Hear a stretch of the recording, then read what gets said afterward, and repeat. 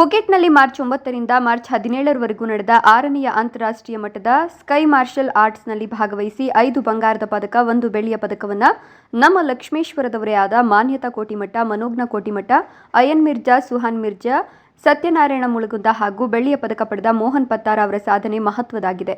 ಇದಕ್ಕೆ ಸ್ಫೂರ್ತಿ ತುಂಬಿರುವ ತರಬೇತುದಾರರಾದ karate shine sports ಅಕಾಡೆಮಿಯ ಸೈಯದ್ ರಫೀಕ್ ಫಿರಿಜಾದೆ ಅವರು ಶ್ರಮ ಹೆಮ್ಮೆ ಪಡುವಂತಾಗಿದೆ ಅಂತ ಶಿಕ್ಷಕರಾದ MS ದಿಂಡೂರ ಹೇಳಿದರು. ಲಕ್ಷ್ಮೇಶ್ವರ ಪಟ್ಟಣದ ಹಳೆ ಅಸಾರ ದರ್ಗಾದಲ್ಲಿ ನಡೆದ ಮಾರ್ಷಲ್ ಸ್ಪೋರ್ಟ್ಸ್ ಟೂರ್ನಿಮೆಂಟ್ನಲ್ಲಿ ಚಿನ್ನದ ಪದಕ ಮತ್ತು ಬೆಳ್ಳಿಯ ಪದಕ ಪಡೆದ ವಿದ್ಯಾರ್ಥಿಗಳಿಗೆ ಹಮ್ಮಿಕೊಂಡಿದ್ದ ಸನ್ಮಾನ ಸಮಾರಂಭದಲ್ಲಿ ಮಕ್ಕಳಿಗೆ ಸನ್ಮಾನ ಮಾಡಿ ಅವರು ಮಾತನಾಡಿದರು. ಮಾಬುಸಾಬ ಮುಳುಗುಂದ ಮಾತನಾಡಿ, ನಮ್ಮ ಮಕ್ಕಳು ಉತ್ತಮ ಭವಿಷ್ಯಕ್ಕಾಗಿ ಏನೆಲ್ಲ ಮಾಡೋದಕ್ಕೆ ಸಿದ್ಧವಾಗಿದ್ದೇವೆ. ಅದಕ್ಕೆ ಮಕ್ಕಳು ಸಹ ನಾವು ಏನಾದರೂ ಸಾಧಿಸಬೇಕು ಎಂಬ ಛಲ ಇದ್ದಾಗ ಮಕ್ಕಳು ಎಲ್ಲ ರಂಗದಲ್ಲೂ ಮುಂದೆ ಬರಲು ಸಾಧ್ಯ ಅಂದರು.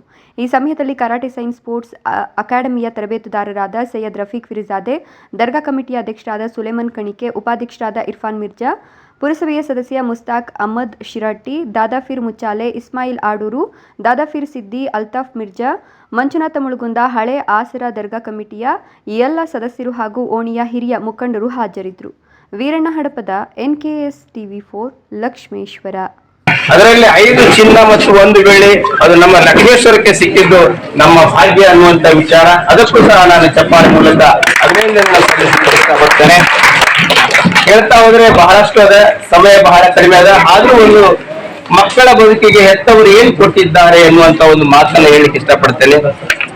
ಏನು ಕೊಟ್ಟಿಲ್ಲ ಅಂತ ನಾವು ಕ್ವಶನ್ ಮಾಡ್ಬೇಕಾಗಿದೆ. ಬಚ್ಚೋं के लिए माँ बाप क्या दिए हैं, बहुत कुछ दिए हैं.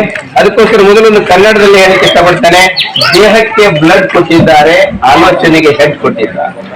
ಮಕ್ಕಳ ಬದುಕಿಗೆ ತಂದೆ ತಾಯಿಗಳು ಏನು ಕೊಟ್ಟಿದ್ದಾರೆ? ದೇಹಕ್ಕೆ ಬ್ಲಡ್ ಕೊಟ್ಟಿದ್ದಾರೆ, ಆಲೋಚನೆಗೆ ಹೆಡ್ ಕೊಟ್ಟಿದ್ದಾರೆ, ಹೊಟ್ಟೆಗೆ ಫುಡ್ ಕೊಟ್ಟಿದ್ದಾರೆ, ವಾಸಕ್ಕೆ ಶೆಡ್ ಕೊಟ್ಟಿದ್ದಾರೆ, ನಿದ್ದೆಗೆ ಬೆಡ್ ಕೊಟ್ಟಿದ್ದಾರೆ, ಕಲೀಲಿಕ್ಕೆ ದುಡ್ಡು ಕೊಟ್ಟಿದ್ದಾರೆ. ಇಷ್ಟೆಲ್ಲ ಕೊಟ್ಟಂತಹ ಗುರಿ ಹಿರಿಯರನ್ನ, ತಂದೆ ತಾಯಿಗಳನ್ನ ಇವತ್ತು ನಾವು ಶಟ್ ಅಪ್, ಗೆಟ್ ಅಪ್ ಅಂತ ಅಂದ್ರೆ ಆತ್ಮವಂಚನೆ ಆಗ್ತದೆ. ಇವತ್ತು ನಾನು ಇಲ್ಲಿ ನಿಂತು ಮಾತನಾಡಬೇಕಿದ್ರೆ ಇದರ ಹಿಂದೆ ನನ್ನ ಹೆತ್ತವರ ಬಹಳಷ್ಟು ಶ್ರಮ ಇದೆ.